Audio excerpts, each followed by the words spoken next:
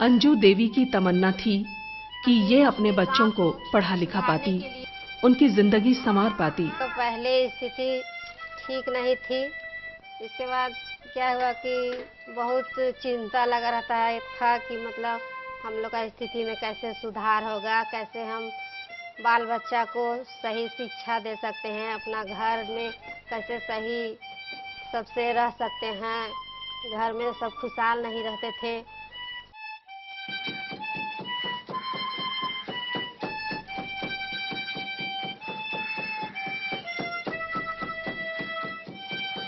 जन्नतुल्लाह की हमेशा से हसरत थी पढ़ लिखकर अपने पैरों पर खड़े होने की, लेकिन रोजी रोटी की वजह से इन्हें स्कूल की पढ़ाई छोड़नी पड़ी। क्लास में 8 में हम थे, उस समय मेरे पास पैसे का बहुत ज्यादा दिक्कत था। इतना दिक्कत था कि मेरे पास कपड़ा सिलाने का, किताब खरीदने का पैसा नहीं था।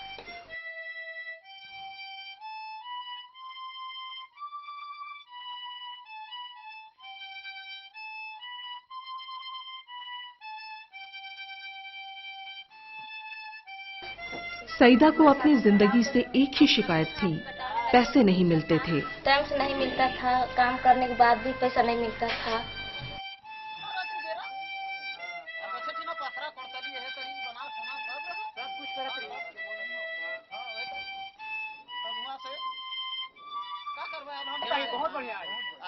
कर्मा गांव के कुशल शिल्पकार अकलू मल्हार को भी अपनी जिंदगी से कुछ ऐसा ही मलाल था।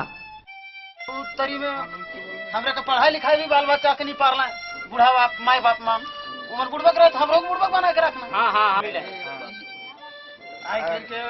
देश के सबसे गरीब इलाकों में रहने वाले ऐसे लाखों करोड़ों लोगों के सपने जिंदगी की तल्ख सच्चाइयों की आंच में दम तोड़ देते थे, लेकिन वक्त की एक करवट ने इनकी जिंदगी बदल दी। अंजू के चेहरे पर मायूसी की जगह आत्मविश्वास झलकने लगा। लीजिए 1200 रुपया है, 200 रुपया बक्सा में रखा है। भाड़ा के लिए दीजिए तो सामान का पैसा दिए। लीजिए और हिसाब के लिए चाहिए, रसीद ला देंगे आपको पूरा। ठीक है। अंजू ने अपने आसपास की अपनी जैसी ही अन्य महिलाओं को इकट्ठा करके कुछ करने की कोशिश की।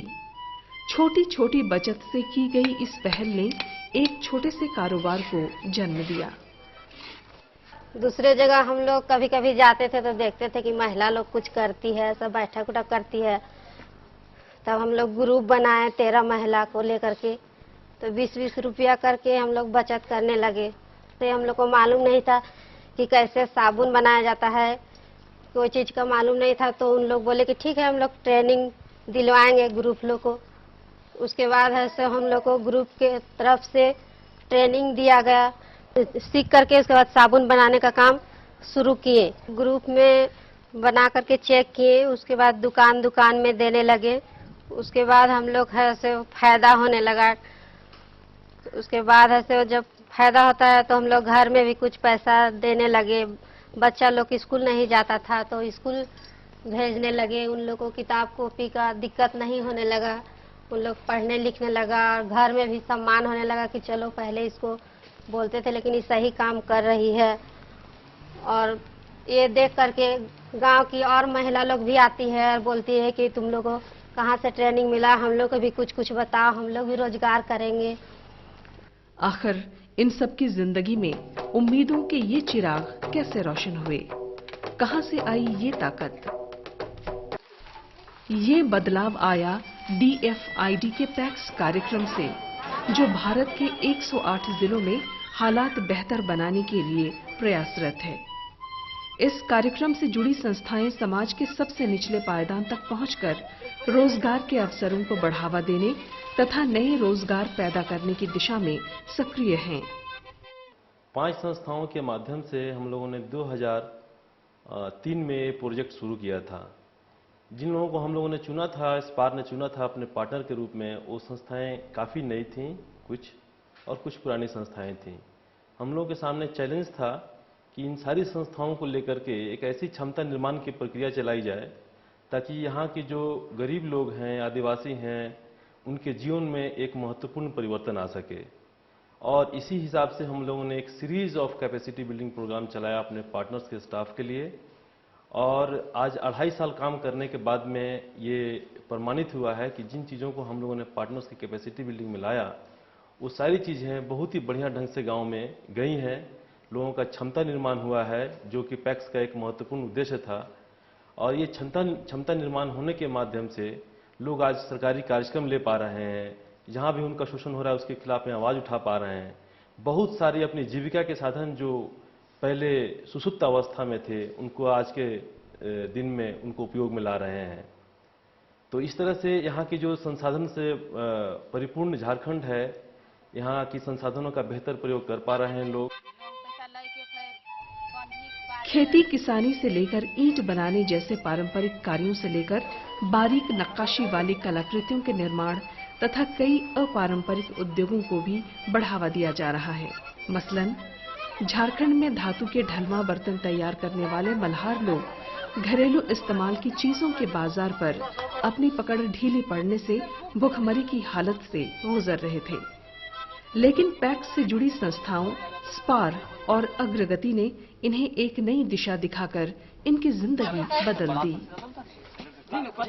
आगे बढ़ सकती रहा बूढ़ा मन कर तो हमरे जुड़ली पहले हो का है अबरगति में संस्था में तो जुड़ली, तो यह वहाँ से मिल का बोलल गया कि जे नहीं से तोहरे महीना में 10 रुपया 5 रुपया ये जमा करा, तो है तेरी करते करते करते करते हमरे एगो समिति बन गया। हमरे कर समिति बनल कर बाद है समिति के लेके चला थी, समिति का रखल गया नाम की अथी बड़ा सोसाइटी।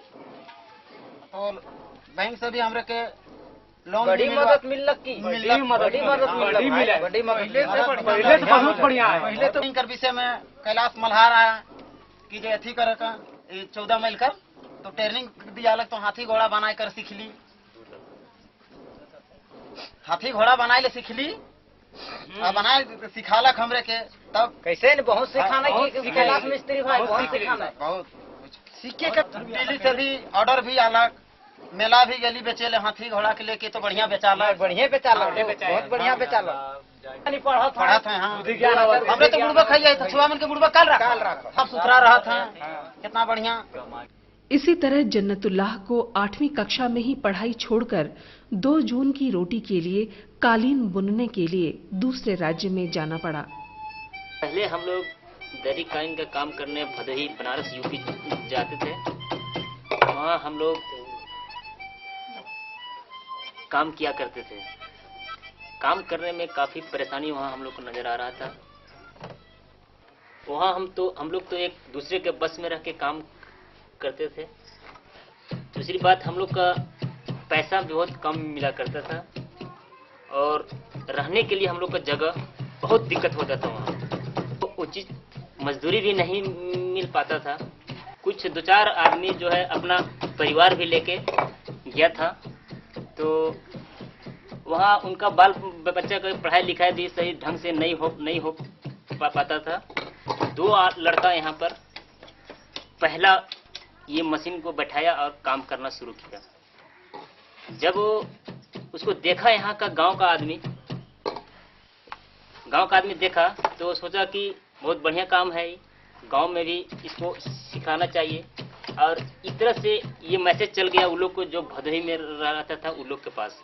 वो लोग बोला कि ठीक है, जब गांव में ही काम हो रहा है तो हम लोग भी धीरे धीरे यहाँ से जाएंगे। 100-200 काम करने के लिए हम लोग को एक उत्प्रेरक के रूप में एक संस्था आया यहाँ पर CCDS। वही थोड़ा हम लोग को चेतना में परिवर्तन और किया, बताया वो मार्केटिंग में कि कैसे इसका मार्केटिंग करोगे, कैसे इसको बृहत रूप में हम लोग आगे बढ़ाएं। ये थोड़ा सा हम लोग को गाइडलाइन उसका हिसाब से मिला, संस्था के हिसाब से, तो हम लोग और थोड़ा बोल्ड हो गए। हम लोग का तो ऐसे लगभग जब पैसा कमा रहे हैं तो हर चीज़ में बदलाव आ ही गया है। ये खान पान में बदलाव आ गया है, पहनावा ओढ़ावा में बदलाव आ गया है, ये अपना शिक्षा दीक्षा में बदलाव आ गया है। लोग अच्छे से रहते हैं, स्वास्थ्य का सही से ट्रीटमेंट कर पाते हैं। इससे पहले नहीं होता था ये सारे काम। और हम लोग एक मतलब अच्छा जीवन गुजार रहे हैं। झारखंड के लोहरदगा और गुमला के साथ साथ कई दूसरे जिलों में भी बड़े पैमाने पर लोगों का पलायन होता था। अपनी मिट्टी से दूर इन लोगों की जिंदगी बड़ी जिल्लत भरी थी, लेकिन पैक्स ने इन्हें अपने गांव, अपनी मिट्टी में ही रोजगार उपलब्ध करा दिया। पैक्स ने जन्नतुल्लाह और सईदा के सपने साकार कर दिए। लोगों को रोजी रोटी के लिए सक्षम बनाने की दिशा में सीधी मदद के अलावा और भी कई उपाय अपनाए गए। पैक्स कार्यक्रम से जुड़ी संस्थाओं ने ग्रामीणों में अपने अधिकारों के लिए चेतना पैदा करके भी आजीविका के सवाल को सुलझाने की कोशिश की है। पलायन का दर्द झेल रहे गुमला जिले में कुलमुंडा गांव की ग्राम सभा लगभग नाकाम हो चुकी थी। सरकारी कार्यक्रमों के क्रियान्वयन पर बिचौलियों का कब्जा था और गांव के लोग निराश होकर हिम्मत हारने लगे थे। रोजगार नहीं होने की वजह से युवा वर्ग तेजी से पलायन करने लगा। लेकिन पैक्स से जुड़ी एक संस्था आइडास ने जब ग्राम सभा के पुनर्गठन के लिए इनको सहारा दिया तो गांव के लोग आजीविका के नए नए उपाय खुद ढूंढने लगे। ग्राम सभा बनने के बाद में जीविका उपार्जन के लिए इन्होंने सोचना शुरू किया, क्योंकि यहाँ काफ़ी पलायन भी होता है और साल में एक बार ही खेती हो पाती है। लेकिन ग्राम सभा बनने के बाद में ग्राम सभा के माध्यम से यहाँ पर जो जंगल आप देख रहे हैं किनारे में, वहाँ पर काफ़ी सारे कुसुम के पेड़ हैं, तो वहाँ पर 300 करीब पेड़ था ये बगल के टोला में। तो वहाँ पर गांच का बंटवारा किया गया, पेड़ का बंटवारा, जैसे प्रत्येक परिवार को कितना पेड़ मिलेगा और उसमें वो लाख खेती कर सकते हैं। तो इस तरह से बहुत ही अच्छे ढंग से शांति से ये बंटवारा किया गया, जिससे लोग अपना लाख की खेती कर सकते हैं। ग्राम सभा बनने के बाद लोगों में एक दूसरे से जानकारी का आदान प्रदान होने लगा, प्रशिक्षण में भी आने लगे। तो जो प्रतिनिधि होते थे वे गांव में जाकर फिर इसकी चर्चा करते थे, ग्राम सभा में भी आकर चर्चा होते थे कि हम लोग अपना जीविका को और कैसे बेहतर बना सकें।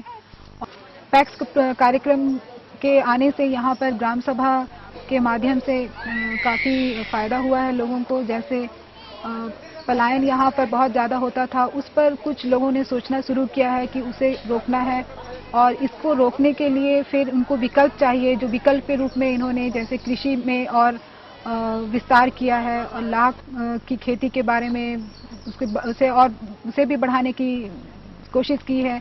फिर पशुपालन के माध्यम से सरकारी योजना जो चल रही है उसमें ग्रामीणों का अधिकार हो, बिचौलियों के माध्यम से उसका कार्यान्वयन ना हो, ये सब कारगर कदम ग्राम सभा के माध्यम से उठाए गए हैं। और इस जागरूकता ने लोगों में जीवन के प्रति नया उत्साह भर दिया। अब इनकी आवाज में आत्मविश्वास झलकने लगा है। उन्होंने ग्राम सभा में एखन बैठक में ज्यादा जोर लगा थी, तैसे तैसे हमारे गांव कर छुआ मन के भी हमारे मन सिखा थी कि स्कूल कर जे शिक्षा है से के सब छुआ मन के एखन स्कूल भेजे कर कोशिश करत है। हमारे माए बाप मन जितना गांव में है से मन सब हर छुआ मन के स्कूल तो भेजत हैं, केको अनपढ़ नहीं रखत है। और बहुत मोके बदलाहट दिसेला कि एखन में जितना भी स्कूल जाए ना छुआ मन, वो मन कुछ हद तक ऊंचा उठ जा। पहरावा ओढ़ावा में भी बहुत ज्यादा गरीबी तेरी नहीं पिंधे नोढ़ेन, कुछ सफाई सुथरा पिंध ओढ़ के स्कूल जाए नकर मतलब हमारे गांव में बदलाव आ जाए है। आज बिरनादित जैसी हजारों महिलाएं स्वयं सहायता समूह बनाकर खेती बाड़ी के पारंपरिक काम को नया आयाम दे रही हैं। सब्जियों की खेती को बढ़ावा मिला है, साथ ही लाह और रेशम के कीड़े पालने का काम भी लोकप्रिय हो रहा है। इसने ग्रामीण अर्थव्यवस्था में नई जान डाल दी है।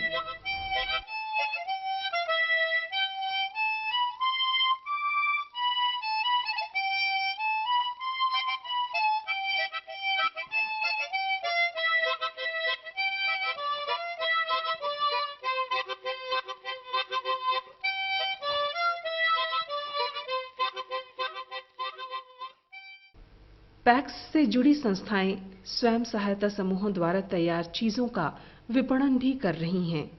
इससे उपेक्षित कारीगरों और शिल्पकारों को एक बड़े राष्ट्रीय और अंतर्राष्ट्रीय बाजार तक पहुंचाने का मौका मिल रहा है।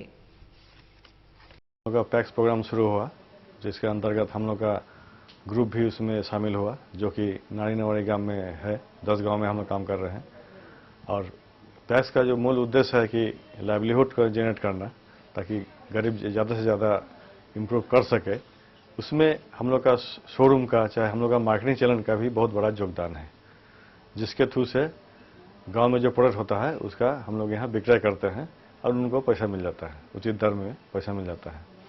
और इस तरह से हम लोग और भी चिन्ह बनाए हैं, जैसे हम लोग हर साल एग्जीबिशन करते हैं, बाहर मेट्रो टाउन में या बड़ा टाउन में हम लोग अपना प्रदर्शनी करते हैं, जिसमें ये जो गांव से जो ग्रुप है उन्हीं के मेंबर को डायरेक्ट बिक्री के लिए ले जाते हैं।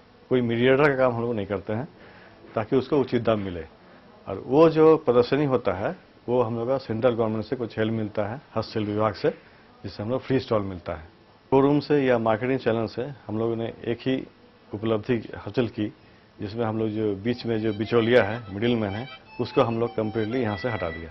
अब जो है कारीगर या आर्टिजन डायरेक्ट अपना माल मार्केट में जाके सेल कर रहा है, ताकि उसको उचित दाम भी मिल रहा है।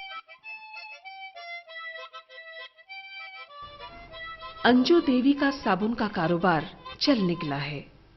जन्नतुल्लाह ग्रेजुएट हो गया है और इसकी कालीनों में इसके सपने साकार हो रहे हैं। सईदा को पैसे मिल रहे हैं और अब इनके इलाके से पलायन रुक गया है। इसी तरह नूर हसन, बालो राव और इमानुएल कुजूर जैसे हजारों लोगों को पैक्स के प्रयासों ने आजीविका देकर नई जिंदगी दी है।